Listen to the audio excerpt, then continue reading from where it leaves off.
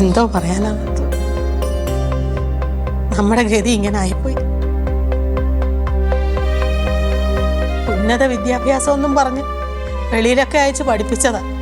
ഇപ്പൊ മനുഷ്യത്വമില്ല. ഇപ്പൊ ഇങ്ങനെ ഉന്നത വിദ്യാഭ്യാസത്തിനായി പുറത്തൊന്നും പോകേണ്ട കാര്യമില്ല. ഇവിടെ തന്നെ 4 വർഷം ബിരുദ പദ്ധതി നടപ്പാക്കി വിജയം കൈവരിച്ചില്ലേ? ആ രാജ്യാന്തര നിലവാരമുള്ള 10 സ്ഥാപനങ്ങൾക്ക് സെന്റർ ഓഫ് എക്സലൻസ് അവാർഡ് കിട്ടി. ശരി.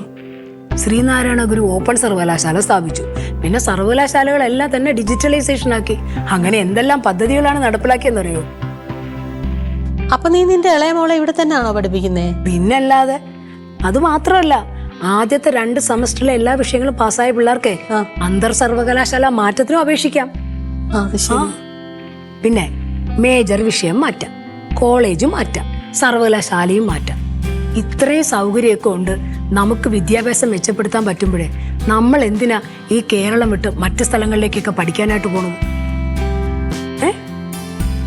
ശരി, ആവശ്യമില്ല.